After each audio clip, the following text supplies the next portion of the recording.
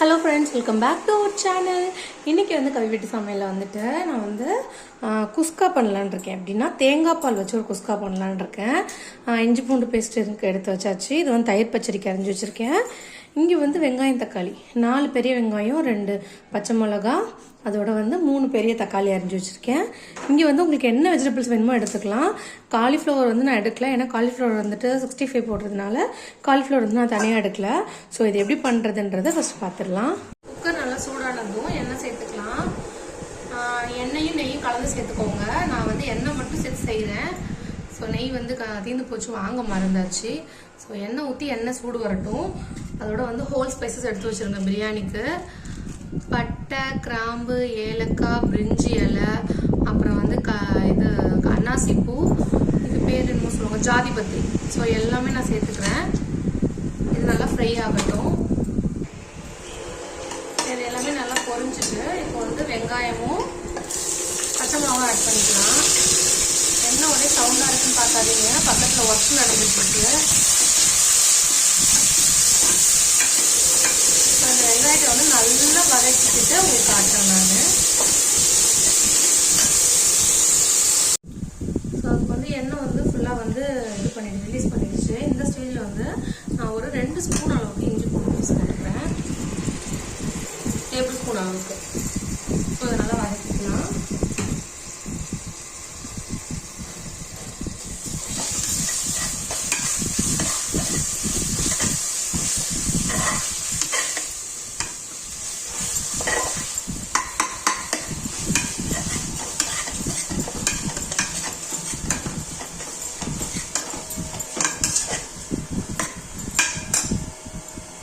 So இந்த ஸ்டேஜில் இப்போ வந்து கொத்தமல்லியும் புதினாவும் போட்டுடலாம். இதில்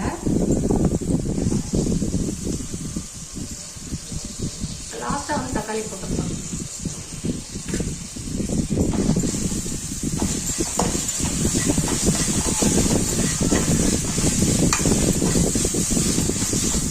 புதினா கொத்தமல்லி நல்லா வதங்கிடுச்சு. இப்போ வந்து தக்காளி எடுத்துக்கலாம்.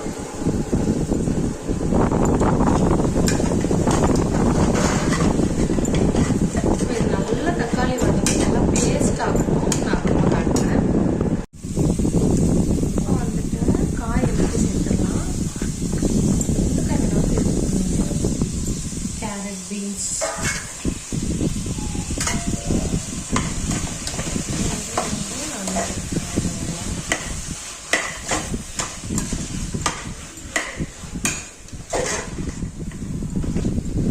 குக் ஆகிட்டு போது மசாலா சேர்த்துக்கலாம். ஒன்றும் மசாலா இல்லை, நான் தனி காரத்தூள் தான் போட போறேன்.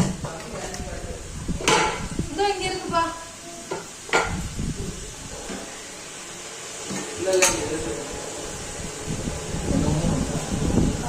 ஒரு அரை ஸ்பூன் அளவுக்கு போட்டுக்கிறேன் நான். இந்த ஹீட்லேயே வந்து இந்த மிளகாத்தூள் வந்து கொஞ்சம் குக் ஆகணும், இந்த பச்சை வாடை போகிற அளவுக்கு.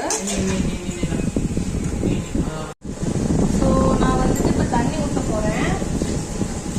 நீங்கள் வந்து தேங்காய் பால் ஊற்றிக்கோங்க, இல்லை தண்ணி ஊற்றிக்கோங்க, நோ ப்ராப்ளம். நான் இந்த சுண்டால 3 சுண்டு வந்து இப்போ அரிசி போட்டிருக்கேன். ஸோ இதில் 7 சுண்டு அளவுக்கு நான் தண்ணி ஊற்றணும். ஃபஸ்ட்டு நான் வந்து எடுத்து வச்சிருக்க தேங்காய் பால் அதுக்கு பதில் ஆட் பண்ணிக்கிறேன்.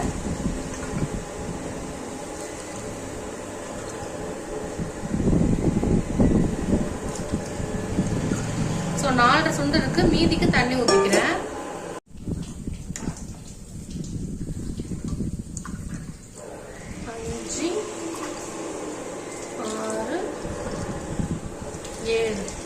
ஸோ 7 சுண்டு தண்ணி வச்சுருக்கேன். நான் ரைஸை வந்து சாப்பாட்டு ரைஸ் தான் வைக்க போகிறேன். அதை வந்து நான் 1 ஹவராக ஊற வச்சுருக்கேன். நீங்கள் வந்துட்டு பாஸ்மதி இல்லை அப்படி இல்லை உங்களுக்கு ஜீரக சம்பா யூஸ் பண்ணுறீங்கன்னா 1/2 ஹவர் ஊற வச்சா போதும். சாப்பாட்டு ரைஸ் யூஸ் பண்ணுறீங்கன்னா மேக்ஸிமம் வந்து 1 ஹவர் ரைஸ் ஊறணும். அப்போ தான் உங்களுக்கு ரைஸ் வந்து இந்த தேங்காய் பால் வந்து இந்த இதை குடிச்சிட்டு நல்லா பெருசாக வரும். ஸோ நான் இதுக்கு தேவையான உப்பு இப்போ ஆட் பண்ணிக்கிறேன்.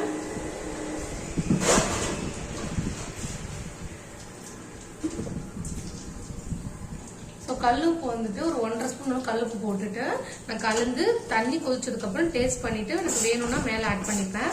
ஸோ இது நல்லா கொதிச்சு வரட்டும். கலரே சேர்க்காம எவ்வளோ அழகாக கலர் வந்துருக்கு பாருங்க. ஸோ இப்போ வந்து நான் 1 ஹவர் வந்து அரிசியை ஊற வச்சு வடிகட்டி வச்சுருக்கேன். இந்த ரைஸை வந்துட்டு அதோட ஆட் பண்ணிடலாம். நம்ம தண்ணி வந்து அளந்து ஊற்றிட்டோன்றதுனால எக்ஸ்ட்ரா தண்ணி எதுவும் இல்லாமல் சுத்தமாக வடிகட்டி அரிசி போடுங்க. தண்ணியோட போட்டிங்கன்னா சாதம் வந்து குழையிறதுக்கு நிறைய வந்து சான்சஸ் இருக்கு.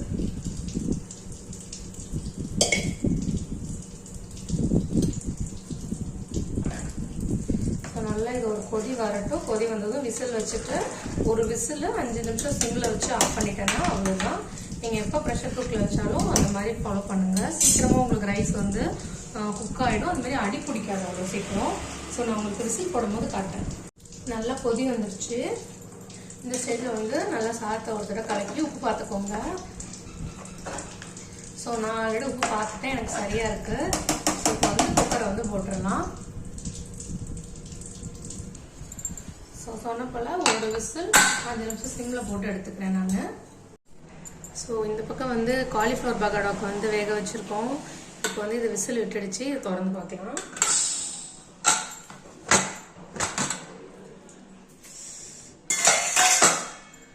எப்படி வந்திருக்குன்னு பார்த்தீங்களா?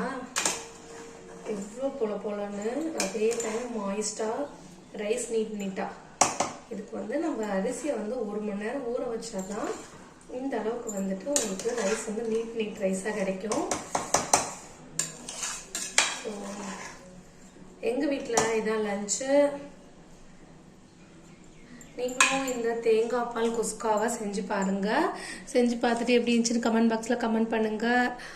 ஓகே, நான் இன்னொரு வீடியோ இல்லை விலாகில் உங்களை மீட் பண்ணுறேன் ஃப்ரெண்ட்ஸ். பாய்.